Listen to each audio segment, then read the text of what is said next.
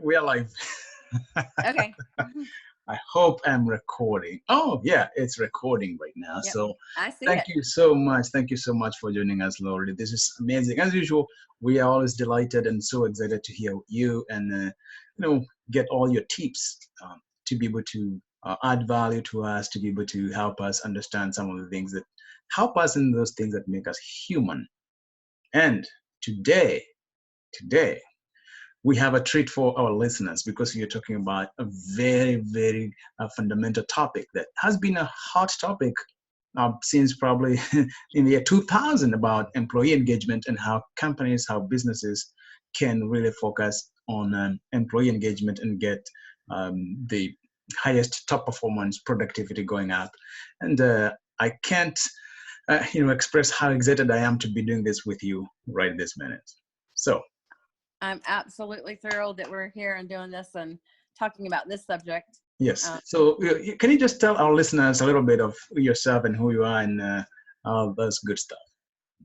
Yes, I am Laurie Scherbekow, and I am a registered nurse and started working on my passion and my purpose, leadership and leadership development, and focusing primarily on healthcare organizations and growing and developing leaders and helping them to grow and develop their staff and to improve patient outcomes, primarily just because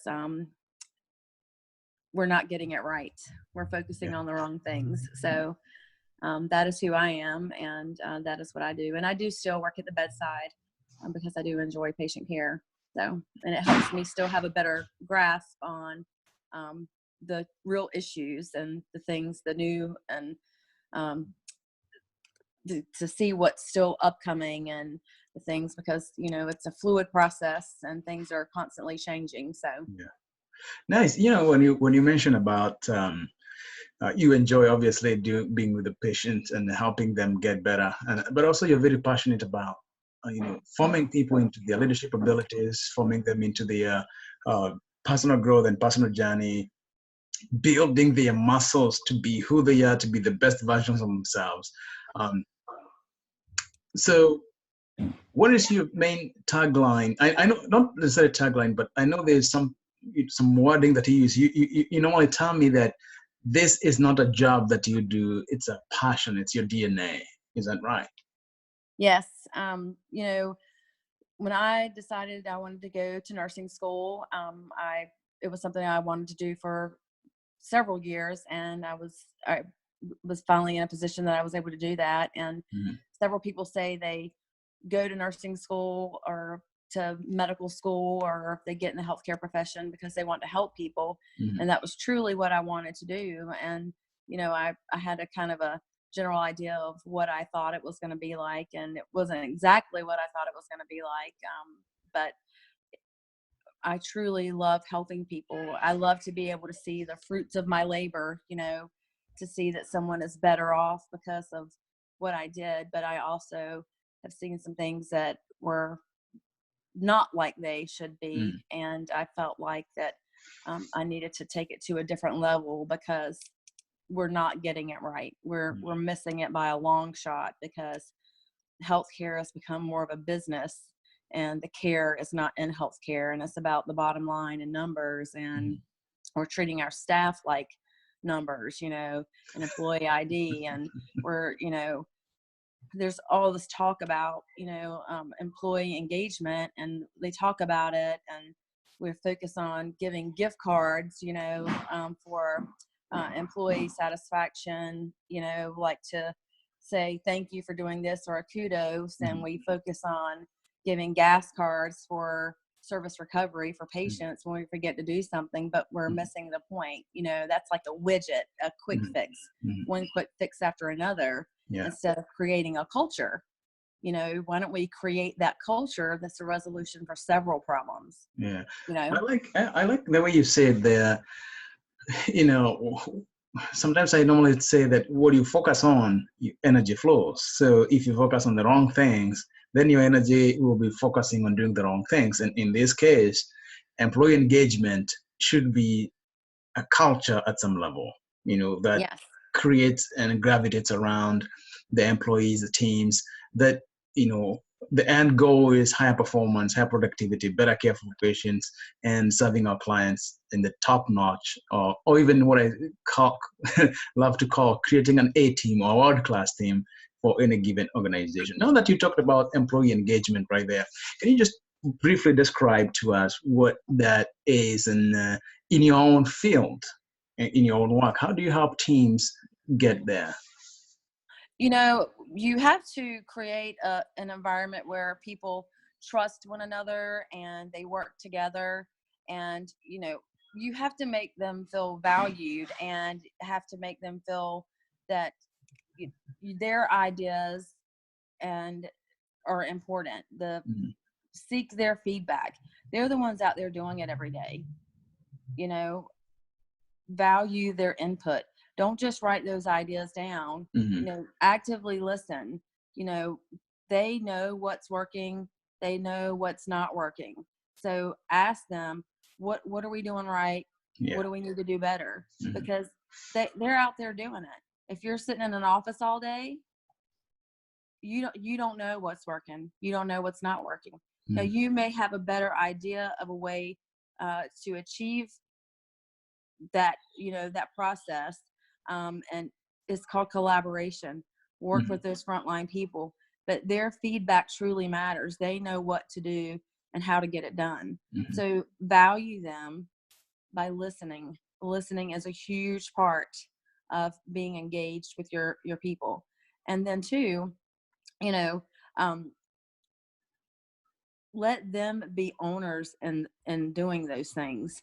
They Mhm. actually want to, as long as they feel valued, they're going to want to participate. Yeah. Let everyone be a part of the things that they like to do. you know you will find that lots of times managers will say, I asked someone, I asked everybody to participate in this, and I got no response. That's because it's too late. They've already checked out. Yeah. No one wants to do anything extra. They don't even want to come to work every day. It's a big step for them just to show up because Yeah. they don't care anymore. Yeah. They're just there for the paycheck. But if you get them engaged, they want to participate in these things. Yeah. It makes them get excited and proud I'm to, sorry, I'm laughing because what you said. but it's true, right? Because they're throwing one leg over the side of the bed saying, "Oh my God, I don't want to go to work today. I've been there. I hate my job." you know, you don't want them to hate their job. They want to be excited to come to work. And you want people to have friends at work because that helps them be excited to come to work. Yeah. Now, people don't have to be friends, but if people are nice to each other, kindness matters. Be Yeah. nice to each other, and then don't walk around the corner and talk about your coworker behind their back. Yeah. Yeah. Just be good to each other. Sounds like you're talking about, in this regard, it's not necessarily more of like employee engagement. It's more of culture that you create that It is all about spreads. culture. It Yes. is 100% about culture and leadership, Mm. and so, and this is another thing, this is how leaders help be a part of that employee engagement. You can't just show up at a town hall meeting and new employee orientation and act like you're Yeah. part of the team. You're not part of the team when they see you a couple times Yeah. a year, Yeah. or when you're doing a walkthrough and everybody's got to hide their drinks, and you know because nobody cares about following the rules because they're just doing what they got to do to get by every day. Yeah. you know and this is how it works. I'm just keeping it real. This is how it goes. you know Mhm. you're not a part of the team. You're somebody who wears a suit and you look at the numbers, and that's all you are. You're not a part of the team. That's a tough place to be if when people start viewing you as a stranger to the team, not part of You're the team. somebody walking through that's just looking to get people in trouble. That's how you're viewed. Leaders, can you hear that? I'm just that's how it is. I Yeah. mean, So, what are some of the things that organizations in the current system, in the current trends, um, where employee engagement, obviously it's a hot topic, and every company is trying to build a culture that engages their employees and their staff. What are some of the things that companies can do or can start doing or can incorporate within their culture system to help navigate this disengagement? So, one, be a part of the team and make your people feel like that you are one of them and you don't consider yourself to be better than them, and that you care. Invest in your people. Make them love to come to work. And then guess what? They will stop quitting. Your number one word of mouth is not just your patients, it's the people that work for you. Yeah. And when people stop quitting and your turnover goes down, since you love to crunch numbers and you're all about the money and the numbers, guess what? You will save money by reducing your turnover. Yeah. And guess what? You will hit your metrics, and CMS will pay you, and you will have more patients coming to see you. All of this, your staff will be less wasteful. They will be more attentive to being owners in the company. You will get that money back. Invest in your people. Invest in your people. So for those people who are just starting to listen or they're not familiar with us, this is Flourish with Laurie and John. And Laurie, as she opened the remarks, she is the founder of chooseflourish.com, where she's passionate about helping leaders, helping people increase their capabilities and really try new methodologies. And I'm your host, John Kinuthia here, who is out there helping people to stretch outside of their comfort zone so that they can do what they love. And people line is a thing here. And, Laurie and I share this passion of changing the narrative of not necessarily focusing on the bottom line, but also focusing on the people so that your bottom line can change. And I just wanted to reiterate that and remind people that this is our passion, and we love it because we see the change, we see the transformation, and as you can tell, Laurie is very passionate about really helping people understand this concept, especially when it comes to culture and your area of expertise, which is healthcare. So, and speaking of healthcare, and your employees' health too. It's your employees' health. One, your patient outcomes. You want to provide the best service for your patients. So one, when your staff are more productive, your patient outcomes will be better. But guess what? Happy people are healthier. So again, back to the numbers. Look what that will do for your insurance premiums that you're paying for the benefits for your staff. They will be healthier because when they're all stressed out and unhappy, they're constantly just dripping cortisol all day long. And guess what? That makes people unhealthy and fat. I could go on and on and on about what unhealthy, toxic work environments do for people. People's jobs are killing them. From toxic work environments and bad culture. This is where you have to start. And you start with not your patients, not your customers. You treat your staff like you would your best customer. You have to be good to your people, and you take care of your people and they will take care of your business. This is what you have to do. It's all about culture. It's about culture. It's about investing in your people, valuing your people, and really making them feel a sense of belonging. Not just, I have to go to work. Somebody said that for those bad cultures where employees are disengaged, it comes to Monday and some of them get a heart attack. And in fact, hospitals see a spike of patients suffering from heart attacks on Mondays because people don't want to go to work. Do you find that the case in health? Yes. How many people who have Monday through Friday jobs, and it's like, oh my God, it's Sunday, I don't want to go to work on Monday. And then, for those of us who have forever never, known shift work. It's when people just don't want to go to work, or they'd rather work night shift than day shift because they don't want to deal with the people that are on, the senior leadership on day shift. So, there are so many things I could say.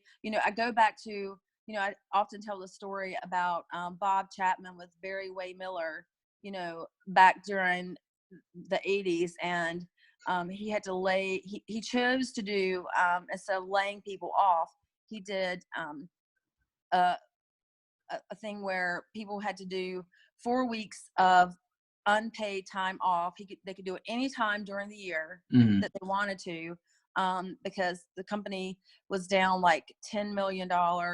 And the way for him to recover that money was, he said, I would rather for us all to suffer a little than for some of you us have to suffer a lot. Yes. And, he came in and he said, I don't understand why it's fair for people who walk to the left to be treated from different people differently than people who walk to the right. And he's like, we have to show people that we trust them and we value them. And after he did the unpaid time off, and there were some people who said, look, I can afford it better than you. I'll take 5 weeks and you only take 3. And staff morale went up. People were so relieved that they weren't going to be laid off from work. And at the end of that year, they actually recovered way much more money than what he had intended. And he paid those people that money back. And, he took out all the pay phones and put phones in, back then there were pay phones, put phones in that anyone could use if they needed to make a phone call. And he took things that were locked up. He took those unlocked areas down, and he didn't have theft like everyone thought that they would. And that became like the place that everyone wanted to work. And you couldn't steal his employees away because it was the way he treated his people. Yeah, that's very powerful. That's a very powerful case to really refer to. And that's the thing that we want the companies, the leaders to do. As we go to the new years, he drove his employee engagement up. Yes, as we head to the new years, what is a challenge that I know you love challenging leaders and managers? Oh, I do. So what is the challenge you are throwing to the leaders as we head to New Year's? Well, first of all, I challenge you to call me.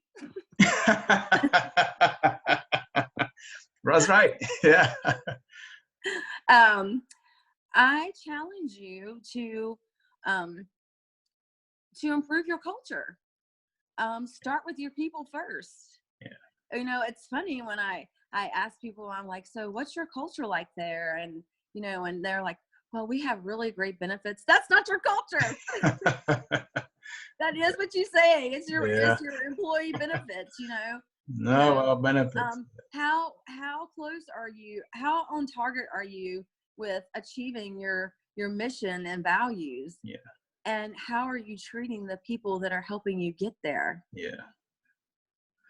So I challenge you to dig into your culture. Why are your people leaving? And I can tell you that people leave every day and they're not telling you why. That's right. That's right. Exit interviews they're a joke. And we focus more, HR focuses more on the exit interviews than we do on talking to the people who are there and working every single day. Talk to the people who are there. Deal with issues in real time. Don't wait until they're quitting you. That's right. Very great point right there. It's a little too late. Yeah. Come down and talk to the people. Yes. I like that. Be engaged in the moment, not when they're like, I'm done. Yeah. So I challenge you to, address your culture and really, talk is cheap. It's not what you say you'll do. Yeah. It's what you do. Yeah. It's not what you say you'll do. It's what you do. Yes. Can you write that down? Did someone write that down? It's not what you say. It's what you do. Do it. I mean, because when you don't do an employee engagement survey and then don't act on it. And, they say that they're anonymous, but I can tell you people fear, they're afraid. People are afraid, they don't trust. They certainly, they don't trust the big guys, they don't because of your culture. Yeah. There's a reason that they don't trust. And, you'll have to work. Trust is something that's earned. We don't just give that away for free. Yeah. And that's based on the relationships that we build. So, lots of times people are very afraid to be honest on those and communicate. I think you would be better And I know that's very old school, but they're so afraid. They're like, they can trace that back to me. They ask what department we work in, what age range we're in, how long we've worked here. They can narrow it down. I've heard all the dialogue, you know. And I'm just trying to be as honest with you as I know how, so you know what people are really thinking. And you may know this already, but for some of you who are living in your fairy tale world and not really getting it, I'm just trying to put it out there for you. So they don't really communicate honestly and openly because they're afraid that they're going to answer a survey and they're going to get fired. You know, and they have like real fear right there. You know, survey fear is real fear. You know, it is. People who are afraid to do the same. And they think that it's just not worth it. So, you know. And so, and don't tell them, you know, if we have 90%, you know, we'll have a pizza party, or if we do this, we're, you know, our department's going to get this. Because a lot of them are at the point they already don't care because they feel like no one cares about them. So here, I think what you're saying, create a culture of care, create a culture of value, create a culture of, you know, people first, and then everything else will fall into place. So 2019, Laurie said, by the way, you can call her.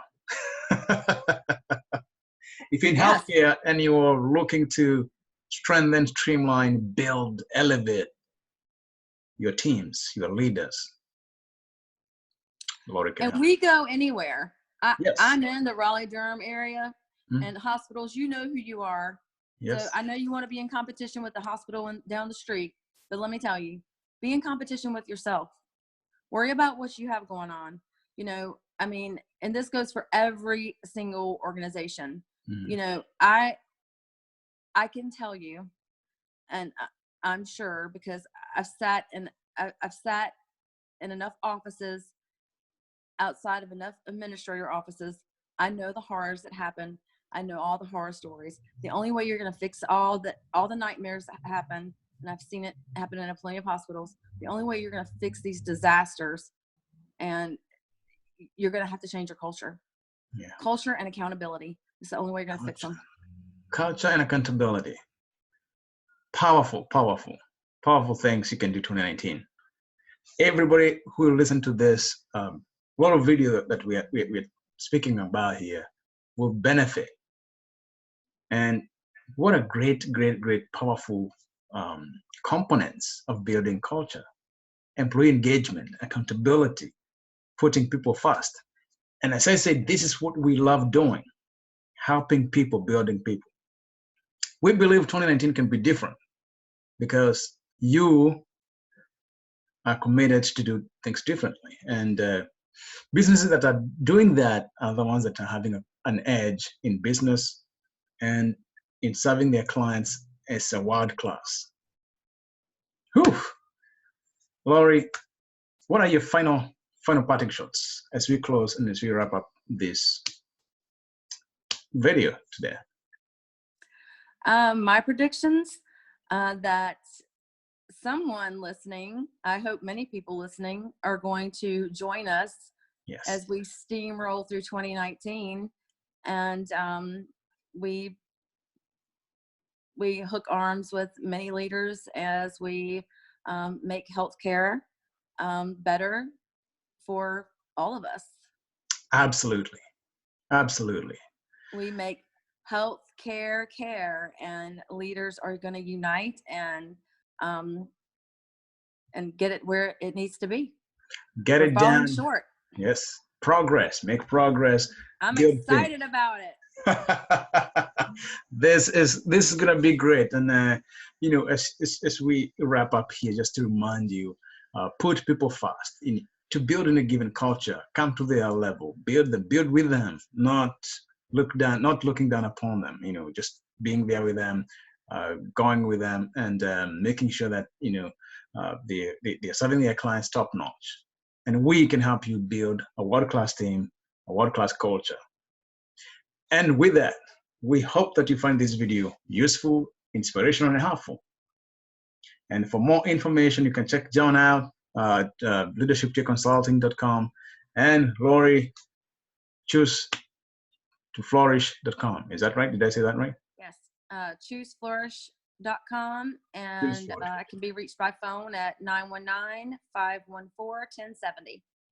Awesome, Laurie. Thank you so much for being available. We can't thank you enough for taking some time with this holiday season to speak and pour into our lives, into our businesses, into our leaders on engagement culture and something you mentioned very, very great there, accountability.